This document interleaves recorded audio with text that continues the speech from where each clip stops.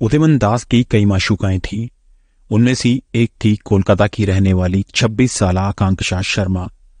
उसके पिता शिवेंद्र शर्मा पश्चिम बंगाल के बांकुरा जिले के एक बैंक में चीफ मैनेजर थे। भोपाल मध्य प्रदेश के तकरीबन 32 साल उदयमन दास को अयाशी करने के लिए दौलत नहीं कमानी पड़ी थी, क्योंकि उसके माँ बाप इतना कमा कर रख गए थे कि अगर वो कुछ काम नहीं भी करता तो जिंदगी में कभी भूखा नहीं सोता। अब से तकरीबन 8 साल पहले आकांक्षा शर्मा की दोस्ती फेसबुक के जरिए उदयमन दास से हुई थी। फेसबुक चैटिंग में उदयमन दास ने खुद को IFS ऑफिसर बताया था, जो USA में रहता है और अक्सर भारत आया करता है। अपने पिता BK दास को उसने BHEL भोपाल का ऑफिसर बताया था, जो रिटायरमेंट के बाद रायपुर में खुद की फैक्ट्री चला रहे हैं, और मां इंद्रानी दास को पुलिस डिपार्टमेंट से रिटायर्ड DSP बताया था। उसने मां का भी USA में रहना बताया था। उदयमन दास ने आकांक्षा शर्मा को यह भी बताया कि वो IIT दिल्ली से ग्रेजुएट हैं। आजकल जैसा कि आमतौर फेसबुक चैटिंग में होता है, आकांक्षा शर्मा और उदयमन दास के मामले में भी ऐसा ही हुआ। पहले जान पहचान, फिर दोस्ती, उसके बाद प्यार, और जल्दी ही दोनों ने मिलना जुलना शुरू कर दिया। उदयमन दास ने आकांक्षा शर्मा को यह भी बताया कि वो IIT दिल्ली से ग्रेजुएट है और अक्सर दिल्ली भी उसके काफी दोस्तों के पास उसका आना जाना रहता है। उदयमन दास भले ही भोपाल में रह रहा था, पर आकांक्षा शर्मा के लिए वो USA में था, इसलिए जल्दी ही उदयमन दास ने उसे बताया कि वो फिर से दिल्ली आ रहा है। दोनों दिल्ली में मिले, कुछ दिन साथ गुजारे। उदयमन दास की रईसी का आकांक्षा शर्मा पर खासा असर पड़ा। वो दोनों एक साथ हरिद्वार, मंसूरी, देहरादून भी घूमने गए। एक ही होटल में, एक ही बिस्तर पर, एक ही कमरे में रुके। फिर उदयमन दास USA यानी भोपाल लौट गया, इस वादे के साथ कि वो फिर भारत आएगा। अब वो दोनों भोपाल में मिलेंगे, जहां उसके 2 मकान हैं। उदयमन दास ने आकांक्षा शर्मा को बताया था कि उसका भोपाल वाला मकान काफी बड़ा है और उसका नीचे वाला हिस्सा किराए पर ब्रह्म कुमारी आश्रम को दे रखा है। इन 2 से 3 मुलाकातों में आकांक्षा शर्मा सोचने लगी कि उदयमन वैसा ही लड़का है जैसा वो अपनी जिंदगी में चाहती थी। वो तो शादी के बाद USA में नौकरी करने के सपने देखने लगी थी, लिहाजा उन दोनों ने शादी करने का फैसला कर लिया। एक दिन उदयमन दास ने आकांक्षा शर्मा को बताया कि उसका मन अब USA में नहीं लग रहा है और वो उसे शादी करके भोपाल में ही बस जाना चाहता है। इससे USA जाकर नौकरी करने की आकांक्षा शर्मा की ख्वाहिश मिट्टी में मिल गई, क्योंकि अब तक वो अपने घर वालों को बता चुकी थी कि वो नौकरी करने के लिए USA जा रही हैं। आकांक्षा शर्मा उदयमन दास को चाहने लगी थी, इसलिए राजी हो गई।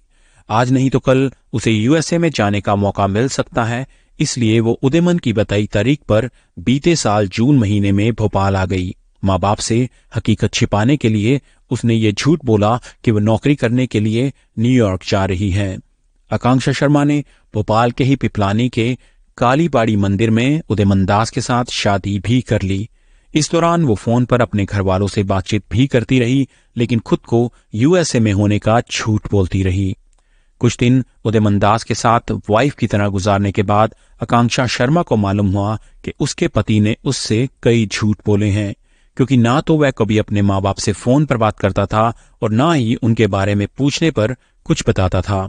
हद तो उस वक्त हो गई जब आकांक्षा शर्मा को पता चला कि उदयमन दास अव्वल दर्जे का नशेड़ी है। दूसरी कई लड़कियों से उसके नाजायज संबंध थे। जुलाई तक तो आकांक्षा शर्मा ने अपने घर वालों से फोन पर बात की, लेकिन अब वो उनसे कम ही बात करती थी। लेकिन फिर धीरे धीरे वो SMS के जरिए उनसे बात करने लगी थी। 14 जुलाई का दिन आकांक्षा शर्मा पर कहर बनकर टूटा। अगर उदयमन दास ने उससे कई झूठ बोले थे, तो एक झूठ आकांक्षा ने भी उदयमन से बोला था। दरअसल आकांक्षा शर्मा का एक बॉयफ्रेंड और था, जिसने उसके कुछ फोटो जो कम कपड़ों में थे WhatsApp पर डाल दिए थे। ये फोटो उदयमन दास की निगाह में आ गए तो वो भड़क उठा। पूछने पर आकांक्षा ने कुछ सच्ची कुछ झूठी बातें उसे बताई, तो उदयमन को लगा कि आकांक्षा ने उससे झूठ तो बोला ही है, साथ ही उसके नाजायज ताल्लुकात पुराने बॉयफ्रेंड से हैं और वो उसे पैसे भी देती रहती है। रात को लड़ झगड़ कर आकांक्षा तो सो गई, पर उदयमन की आंखों में नींद नहीं थी। साथ में सो रही बीवी उसे धोखेबाज लगने लगी थी। रात भर जागकर उदयमन दास आकांक्षा शर्मा के कत्ल की योजना बनाता रहा और सुबह के 5 बजते बजते उसने उसकी हत्या भी कर डाली। उदयमन ने पहले गहरी नींद में सोती हुई आकांक्षा का चेहरा तकिए से दबाया। जब उसके मर जाने की पूरी तरह से तसल्ली हो गई तब तकिया हटाया और उसका गला खोंट डाला, जिससे आकांक्षा के गले की हड्डी चटक गई। अब समस्या आकांक्षा की लाश को ठिकाने लगाने की थी। सुबह नजदीक की दुकान से उदयमन दास ने 14 बोरी सीमेंट खरीदा और आकांक्षा की लाश एक पुराने बक्से में डाल दी।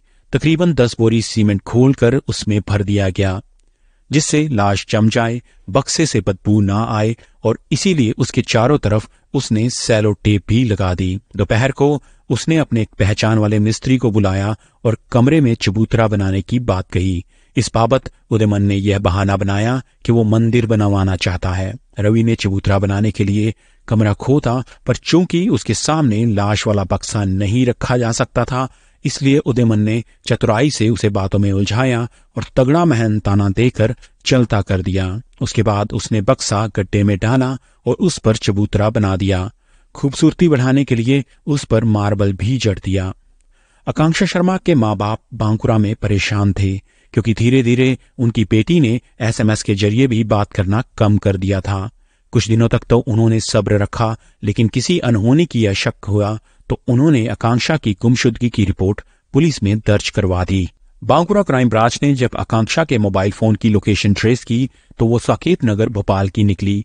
आकांक्षा के पिता शिवेंद्र शर्मा भोपाल आए और उदयमन से मिले, क्योंकि आकांक्षा उन्हें इसके बारे में पहले बता चुकी थी। उदयमन ने उन्हें गोलमोल बातें बनाते हुए चलता कर दिया कि आकांक्षा तो न्यूयॉर्क में नौकरी कर रही है। शिवेंद्र शर्मा के हाव भाव देखकर समझ तो गए कि दाल में कुछ काला जरूर है, परंतु वो कुछ कहने की हालत में नहीं थे। बांकुरा जाकर उन्होंने फिर पुलिस पर दबाव बनाया तो क्राइम ब्रांच के TI अमिताभ कुमार 30 जनवरी को अपनी टीम समेत भोपाल आए और गोविंदपुरा इलाके के CSP वीरेंद्र कुमार मिश्रा से मिलकर उन्हें सारी बात बताई। इस पुलिस टीम के साथ आकांक्षा का छोटा भाई आयुष सत्यम भी था, जो बहन की चिंता में घुला जा रहा था। पुलिस वालों ने योजना बनाकर उदयमन की निगरानी की तो उसकी तमाम हरकतें रहस्यमय निकली। 31 जनवरी और 1 फरवरी को पुलिस उदयमन की निगरानी करती रही। इससे ज्यादा कुछ और हासिल नहीं हुआ तो उन्होंने 2 फरवरी को उदयमन के घर MIG 62 sector 3A Saket Nagar पर तबिश डाल दी। उस वक्त उदयमन दरवाजे पर ताला लगाकर अंदर बैठा था। गोविंदपुरा थाने के SI तेंद्र सिंह कुशवाहा छत के रास्ते से अंदर गए और उदयमन से मेन गेट का ताला खुलवाया। फिर तमाम पुलिस वाले अंदर दाखिल हुए। अंदर का नजारा अजीबोगरीब था। उदयमन का सारा घर धूल और गंदगी से भरा पड़ा था। तीनों कमरों में तकरीबन 10,000 सिगरेट के ठूंठ बिखरे पड़े थे। शराब की खाली बोतलें भी लुढ़की पड़ी थी। खाने की बासी प्लेटें पाई गई, जिनमें से गंदी बदबू आ रही थी। इन सबसे ज्यादा हैरान कर देने वाली बात दूसरे कमरे में बना एक चबूतरा था, जिसके ऊपर फांसी का एक फंदा लटक रहा था और कमरे की दीवारों पर जगह जगह प्यार भरी बातें लिखी हुई थी। चबूतरे के बाबत पुलिस वालों ने जब सवाल जवाब शुरू किए तो पहले तो उदयमन खामोश रहा, पर थोड़ी देर बाद ही उसने फिल्मी स्टाइल में कहा कि उसने आकांक्षा का कत्ल कर दिया है और उसकी लाश इस चबूतरे के नीचे दफन है। इतना सुनते ही पुलिस वालों के होश फाख्ता हो गए। उन्होंने तुरंत चबूतरे की खुदाई के लिए मजदूर बुला लिए। चबूतरा इतना पक्का था कि मजदूरों से नहीं खुदा तो पुलिस वालों ने उसे JCB मशीनों से खुदवाया। थोड़ी खुदाई के बाद जब वो बक्सा बाहर निकला तो उसमें आकांक्षा की लाश 2 महीने से पड़ी थी। बक्सा खोला गया तो उसमें आकांक्षा की मुड़ी तुड़ी हड्डियां निकली, जिन्हें पहले पोस्टमार्टम और फिर DNA टेस्ट के लिए भेज दिया गया। उदयमन दास के माँ बाप कहाँ हैं, ये सवाल भी अहम हो चला था। पुलिस वाले जब उनके बारे में पूछा तो पहले तो उसने उन्हें टरकाने की कोशिश की, परंतु जैसे ही पुलिस ने उस पर 3rd डिग्री का इस्तेमाल किया तो उसने पूरा सच उगल दिया कि उसने अपने माँ बाप की हत्या अब से तकरीबन 5 साल पहले रायपुर वाले मकान में की थी और उन्हें लॉन में दफना दिया था। मामला कुछ यूं था, भोपाल में जब उदयमन दास 7वीं कक्षा में था तब उसने एक दोस्त का स्कूल की दीवार पर सिर मारकर सर फोड़ दिया था। रायपुर आकर भी उसकी इस तरह की हरकतें कम नहीं हुई थी। पढ़ाई लिखाई में वो शुरू से ही नालायक था, पर रायपुर आकर नशा भी करने लग गया था। माँ बाप चूंकि उसे पढ़ाई लिखाई के बाबत डांटते रहते थे, इसलिए वो उनसे नफरत करने लगा था। जब कॉलेज की डिग्री पूरी होने का वक्त आया तो उसने माँ बाप से झूठ बोल दिया कि वो पास हो गया है। इस पर माँ बाप ने उसे नौकरी करने को कहा तो उसे लगा कि उसका झूठ पकड़ा जाने वाला है, लिहाजा इतनी सी बात पर उसने अपने माँ बाप को ही ठिकाने लगाने का फैसला ले डाला। एक रात जब पिता चिकन लेने बाजार गए हुए थे और माँ ऊपर की मंजिल पर कमरे में कपड़े रख रही थी तो उसने गला घोंटकर उनका कत्ल कर डाला। पिता जब बाजार से आए तो उनकी चाय में उसने नींद की गोलियां मिला दी थी और उनके गहरी नींद में चले जाने पर उनका भी गला घोंट दिया। माँ बाप की लाशें ठिकाने लगाने से उसने मजदूरों को लॉन में बुलवाकर 2 बड़े गड्ढे खुदवाए। देर रात लाशें घसीटकर उनमें डाल दिया, सीमेंट से उन्हें चुन दिया। माँ बाप की हत्या करने के बाद उदयमन ने रायपुर वाला मकान 30 लाख रुपए में बेच दिया और भोपाल आकर साकेत नगर वाले घर में ऐशो आराम की जिंदगी जीने लगा। निकम्मा और अयाश उदयमन चालाक भी कम नहीं था। उसने इंदौर से पिता का और इटारसी नगर पालिका से मां की मौत का झूठा सर्टिफिकेट बनाया और उनकी बिना पर सारी जायदाद अपने नाम करवा ली। मां की पेंशन के लिए जरूरी था कि उनका जिंदा होने का सर्टिफिकेट बनाया जाए, तो उसने दिल्ली की डिफेंस कॉलोनी के एक डॉक्टर से ये सर्टिफिकेट बनवाया और बैंक मुलाजिमों को घूस देकर हर महीने पेंशन निकालने लगा।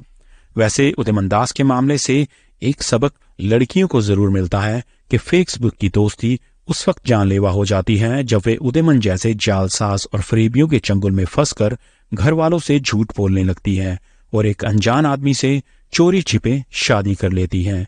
इसीलिए सोशल मीडिया का इस्तेमाल उन्हें सोच समझकर करना चाहिए। गिरफ्तारी के बाद भोपाल से रायपुर और रायपुर से बांकुरा ले जाए गए उदयमन दास को जब 20 फरवरी को भोपाल लाया गया तब पता चला कि शादी के बाद अपनी बीवी आकांक्षा शर्मा के साथ वो खाने खाने के अलावा सिर्फ सेक्स ही करता रहा। लगता ऐसा है कि सेक्स उसके लिए जरूरत नहीं बल्कि एक खास किस्म की बीमारी बन गई थी। लगातार सेक्स करने में वो थकता नहीं था, इसीलिए वो हमेशा नशे में रहता था। मुमकिन है कि आकांक्षा शर्मा को उसकी इस आदत पर भी शक हुआ हो और उसने ऐतराज जताया हो, लेकिन चूंकि वो एक तरह से उसकी कैद में होकर रह गई थी इसलिए जीते जी उसने इस बर्ताव का जिक्र किसी से नहीं किया।